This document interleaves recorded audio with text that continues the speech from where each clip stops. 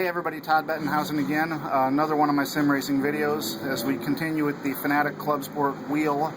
Here again we have the BMW M3 GT2 rim mounted. My good friend David Sockrider from Indiana, another Team Indiana iRacer, is in the cockpit. It's his first experience with this new Fanatec gear. He's also using the V2 pedals, and he's running the Daytona prototype, the Riley Mark 20, at Watkins Glen Classic Boot. iRacing has a big special event coming up in conjunction with Inside Sim Racing. Darren Ganji's putting that event on, and a lot of people are working hard at this car track combination. Also the Cadillac CTS-V car, that's a multi-class event. So David's been here for a little while now, just I guess forming his initial impressions of the wheel. We've made a few little tweaks. We've tweaked on the brake threshold. I believe that he and Carrie may have tweaked on the force feedback a little bit. David's been running a G27. David shakes his head no. No, we haven't. I've left it at 15, just like John Bowden tested the... it's at 12 right now. We looked at it. Oh, okay. Well, he says it's at 12. I had to hold my breath for a second there. The perspective through the camera, it looked like he was going to hit the fence, and I was like, uh-oh.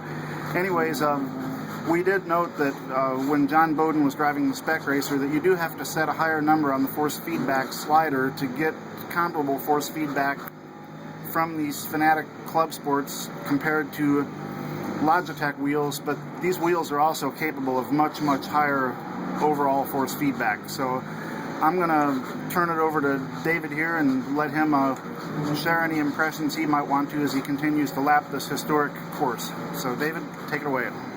I would say on the note of force feedback, where we're set at 12, it's probably a smidge less than with this car than my stock G27 is at home.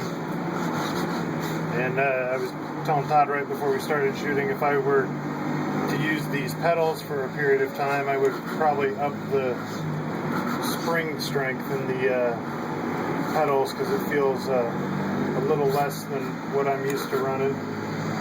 Right, they're at their stock settings also. I put the lighter damper oil in them. They've got the number 800 oil. And I think that the G27's pedal spring is a little stiffer than where this is right now, even though it's not very stiff at all.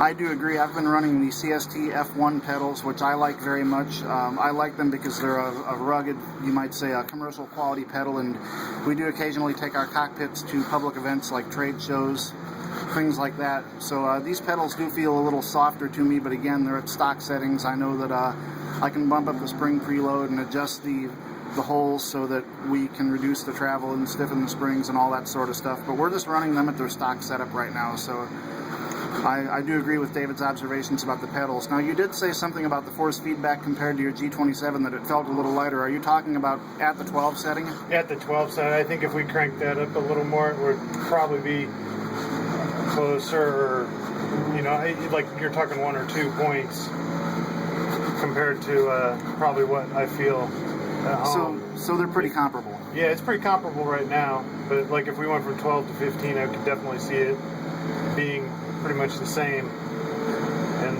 but I like the feel right now for sure. Is your G27 stock, or has it been modded in any way? Completely stock.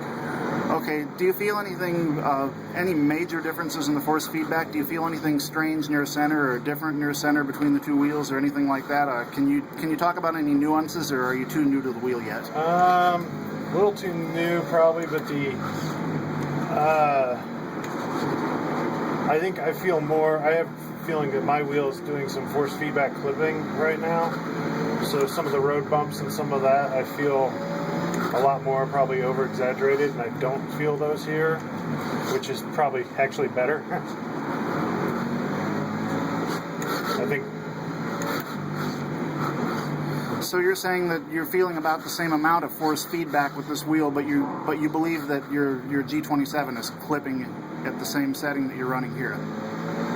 Probably, yeah, because, well, some of the stuff is definitely, like, I guess if we were to do something in Pocono, I could probably really say how much there, because mine hits like every bump, upsets it a pretty good amount.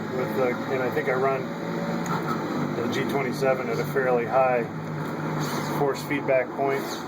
Yeah, one thing that I should have noted is that I've got the tuning menu settings for this wheel set to what I would call a pure force feedback response. Anything that affects the force feedback signal coming from the sim to the wheel for processing and delivery to your hands has been set in a way that doesn't shape what iRacing intended output.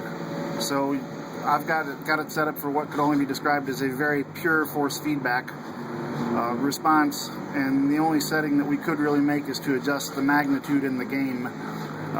There's no damping going on or anything like that.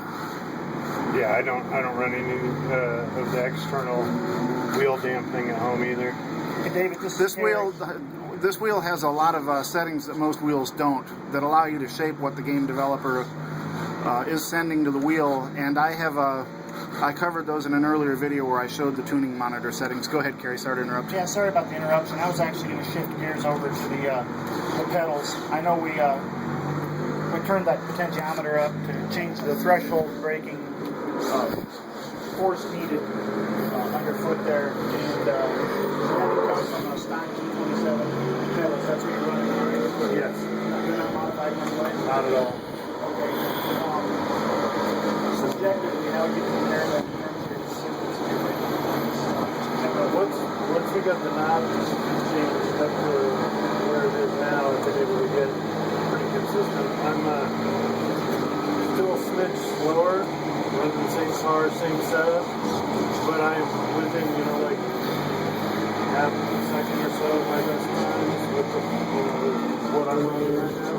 Any application to try the clutch pedal yet? No, and I wouldn't.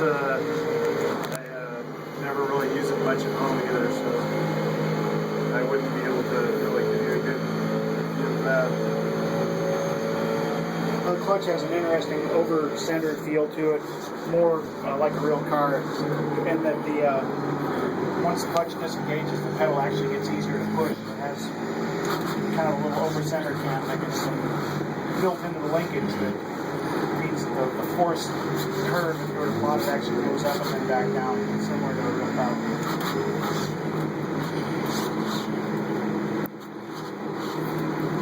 Okay, David, anything else you'd like to add before we sign off? I can't think of anything at the moment. I do say, like, the button layout, although we don't have much mapping going on right now of anything, looks pretty good. I would definitely be fun to try I can think of a bunch of settings on some of the cars I would map to stuff. Well, you can certainly feel free to experiment. I installed a new driver earlier today and kind of wiped all that stuff out, so do feel free to experiment once we shut down here. Okay, that's it. Again, this is the Fanatec ClubSport Wheel and BMW M3 GT2 rim. We're in the Daytona prototype at Watkins Glen Classic Boot. David Sockrider from Indiana has been doing the driving. This is Todd Bettenhausen. Sure appreciate everybody watching, and we'll see you next time. Thanks.